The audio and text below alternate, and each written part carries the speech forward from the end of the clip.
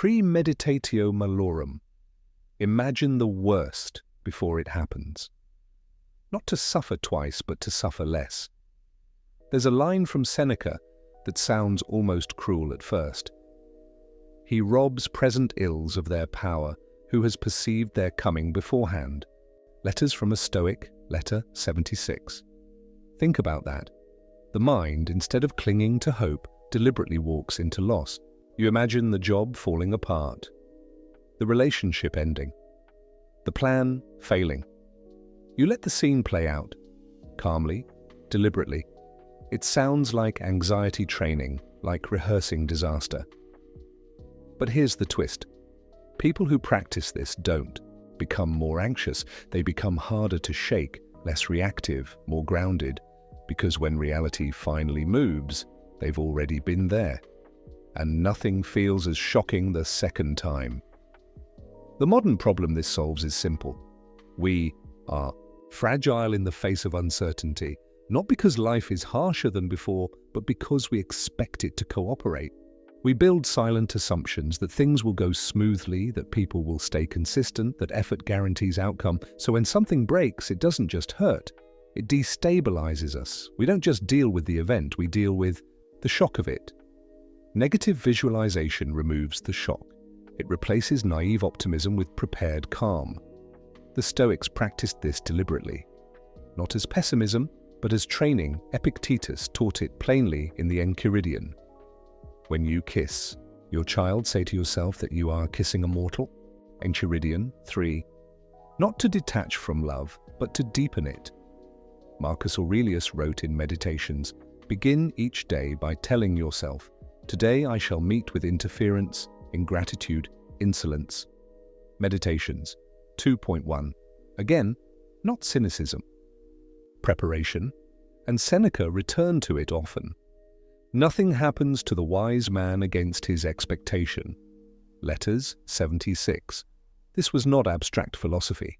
It was mental rehearsal, a way to build emotional immunity before the impact. First teaching, anticipation reduces emotional shock. Marcus writes, today I shall meet with arrogance, deceit, ill will. Meditations 2.1. He is not predicting specific people. He is preparing his response. The meaning is simple. If you expect friction, you are not surprised by it. Think of a modern example. You send an important email. You expect a thoughtful reply.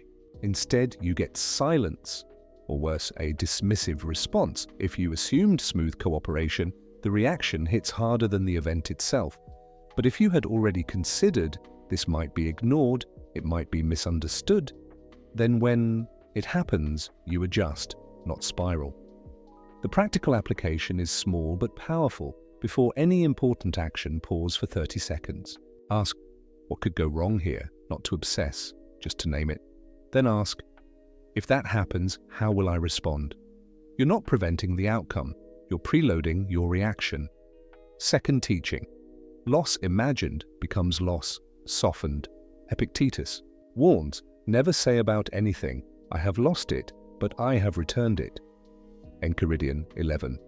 This sounds harsh until you see the point. Everything you have is temporary. The mistake is acting as if it isn't. A modern example, your job feels stable, your routines feel fixed. Then suddenly, restructuring, layoffs, change. People who never considered this possibility experience it as identity collapse, but someone who occasionally thought this could end doesn't panic. They adapt faster because the idea is familiar. The practice here is not constant dread, it's occasional reflection. Once a week, take something you rely on, a role, a possession, a relationship, and imagine its absence. Then ask, what would still remain? What would I do next? This doesn't make you cold, it makes you resilient. You stop clinging and start appreciating. Third teaching, preparation increases gratitude. Seneca writes, he who fears death will never do anything worthy of a man who is alive. Letters 4. Fear shrinks action, but awareness sharpens it. When you imagine losing something, you don't just prepare for its absence, you feel its presence more clearly. A simple example. Imagine your current routine disappearing. The ordinary parts, morning coffee, familiar messages, predictable days, when you return to them, they feel different, not guaranteed, not permanent. That shift creates gratitude without requiring loss. The application is subtle. After imagining a loss, return to the present moment and notice what is still here. This is not forced positivity. It's grounded awareness. You don't say, everything is great. You say, this exists now, and that matters. Modern psychology is quietly circling back to this idea. There's a concept called defensive pessimism, where individuals set low expectations and mentally rehearse negative outcomes. Studies show this doesn't increase anxiety for those who use it intentionally. It improves performance and emotional regulation. Then there's mental contrasting, developed by Gabriele Oettingen. It forms the basis of the WOOP method. Wish, outcome, obstacle, plan. Notice the structure. You don't just visualize success.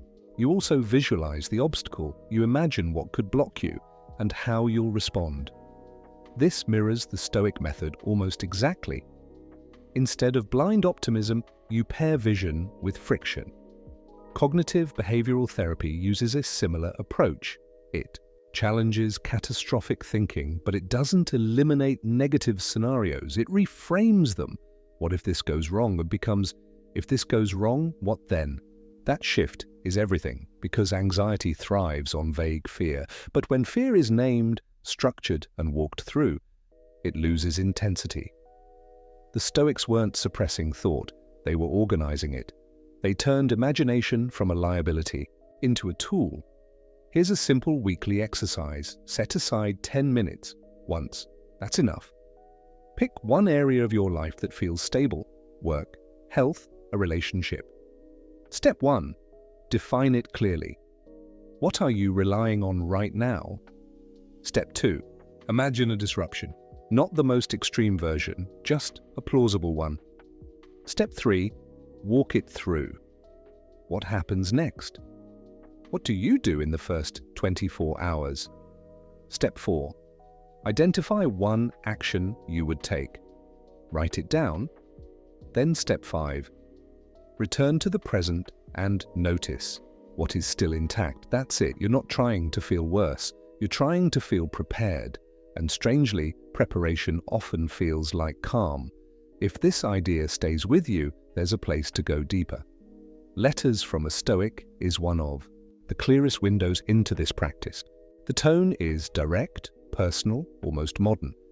And if you want something more fragmented but equally powerful, Meditations offers the same discipline in raw form. Read them slowly, not as philosophy, but as training notes from people who expected life to be difficult and found peace anyway. And maybe that's the quiet shift here. Not hoping nothing goes wrong, but knowing that if it does, you've already met it once before.